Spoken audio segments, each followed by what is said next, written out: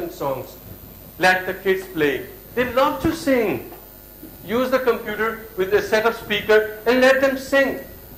There are so many wonderful songs that you can get free. Have dictionaries, how to in science. हमारे science lab जो है वो इतने अच्छे equipped नहीं है. We admit it. We are only charging $300 per year.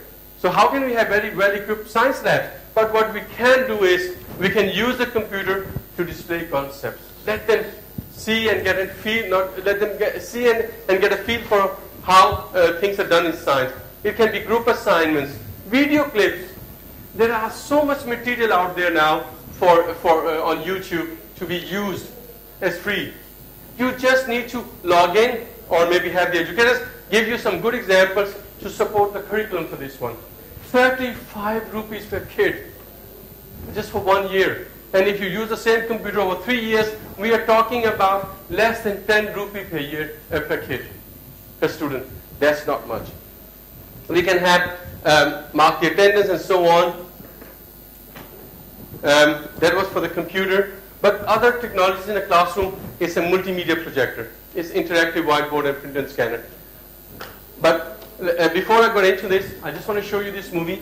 And we have some little microscopes there that attached with the computer, if you can afford it, get a digital microscope, which can enhance objects up to 200 size.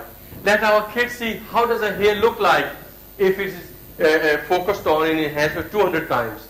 How does cells work? How does osmosis and diffusion work? They can actually see it happening in real life. And that is not even that expensive to do. So, okay, can we just have the movie? Click on it, please.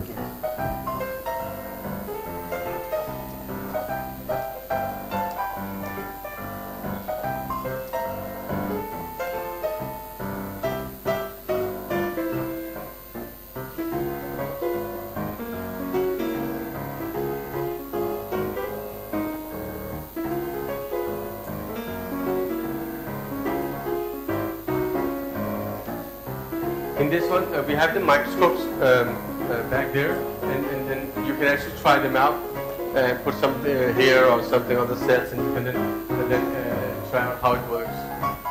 That doesn't work with this one. But another tool that is great in a classroom or in a school is a multimedia projector. Multimedia projector is used to do all kinds of stuff. How many of you have a multimedia in your schools? 1, 2. Thank you for being honest. All of you that says no. 3. Okay. In multimedia projectors, when you buy them, focus on lumens, resolution, and the price, of course. The price is coming down on multimedia projector. You can use it for a lot of stuff. You can use it to show movies, to a large gathering, and so on and so forth. Do not underestimate the value of having a multimedia projector. This is an investment that you can make. Whiteboards. I'm not going to ask कि कितने लोगों ने interactive whiteboard लगाया हुआ है. I'm not going to ask this question because this is a very new technology. And even established schools all over the world are struggling to get that one in place. But this very interesting survey done that by 2011 or by 2012, every 7th classroom in the world will have an interactive whiteboard. So the whiteboard has actually evolved from being chalk जो होता था, जो हम chalk के साथ लिखते थे, then to be a marker, and now it is interactive with technology. You can use it. I will just show you a movie where some kids are using a whiteboard. So it's a technology that can be used by all ages. You don't need to be a technical expert to use a whiteboard. Only, you know, who will be hesitant to use it? Who will be hesitant in using it? Yes, teachers. Teacher will be hesitant to use this technology. Oh, हाथ नहीं लगाना इसको, इसको पता नहीं क्या हो जाएगा, ये टूट जाएगा, खराब हो जाएगा. अभी तो प्रिंसिपल ने आके इसको कहा था कि ये तार को जो है इधर से इधर नहीं करना. और बच्चों को भी नहीं करने देना. कि बच्चों को भी कहना है कि नहीं जी आपने इसको हाथ नहीं लगाना. अभी प्रिंसिपल साहब आ जाएंगे मेरी जॉब का. So we are actually, but look at this movie. Look at these kids using this technology and the way they do it. I love learning on the smart board because we get to use crazy pens, move things with our finger, go on the internet, and it's so much fun. We always start the day by taking the roll so Miss McCullough knows who's at school. Smart Speller is cool because it helps us sound out words and write the letters the right way. We made our own spelling list.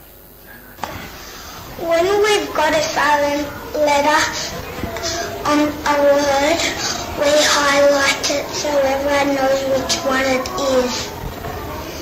Look at the diagrams we made. And what about our red clouds?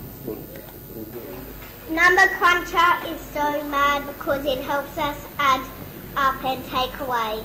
Moving the apples makes it so easy. I can now add up and take away in my head. 10, 11, 12, 21, 22, 23, 59, 60, 61. You see? क्या as है इन बच्चों की? You know, that old, and they're using this technology and using it to really understand what's going on with that. You guys have been wonderful. Very patiently, you have been sitting down and listening to what I've been saying. And so why not try it out, the different technologies? We'll take a break for 10 minutes. But before that, I think this is a movie we want to show them. Yes, we'll just show you this movie on something we have down. There's a sensor. EasySense Q is a fully self-contained portable data logger. It has built-in sensors for light level, temperature and sound, which allow for the collection of data. It's got to be reliable. It's got to be something that is very simple, and to a certain extent it's got to be intuitive, so you've got to be able to understand it as soon as you switch it on and not have to wade through thick manuals to use it effectively. The children have got to be able to use it simply, and they certainly can with EasySense Q. Hypothesis. Our theory is that the temperature will be different in different parts of this room. Can you please take your EasySense Qs to a different part? Hold it there while you count to 20. One of the things that they were checking was changes in temperature, because they were working on one of the QCA units relating to how hot things are, and they were investigating which were the warmest and coldest places. They made their own ideas to start with where they thought would be hot and cold, and then used the data logger to check. Harriet? I thought that the printer would be the warmest. And was it? No. Then is showing how much temperature it is in the room. Children who find it very, very difficult to read temperature on a scale can use the EasySense Q and read the numbers. It gives a very visual, easy to understand display, and some of them actually find it easier then to go back and use non-ICT equipment. So it can help with learning across the curriculum. Try rubbing the end of the sensor and see what happens to the temperature. I think when we rub it, the temperature will go up.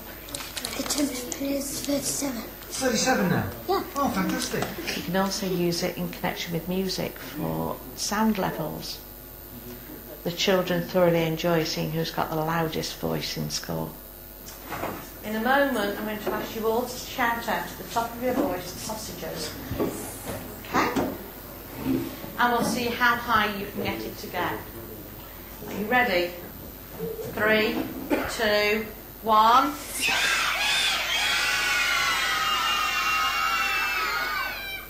If you think about activities such as you're investigating habitats in science, and you're trying to find out where animals particularly like to live, you can do tests to find out exactly what the light levels are in the areas. It's brilliant for doing investigations like that, where the children just assume, well, it's darker there, but I don't know how much darker. You can actually do measurements, take it out into the field, use it, collect the data. 1,611. It's got a built-in LCD screen which the children can read the measurements of instantaneously. They can see the changes happening. They can try to explain what's happening with it, and they find it so easy to just press the buttons and get on with it.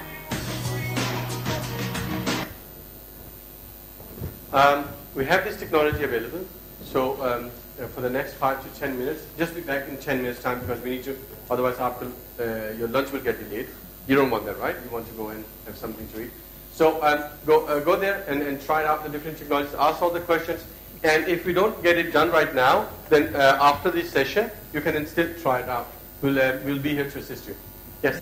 If you go, you can actually have more searches done on the technology part of it, the microscope, sensors. There is so much technology that can be used in the classroom. We just wanted to give you a taste of it. One of the good technologies, or good was the word, but it's internet. The internet is in Pakistan. I had a very, it's a sea of knowledge, just to try it out. How is it being used in Pakistan? How are we using internet in Pakistan? Anyone? Sarah, how are we using internet in Pakistan?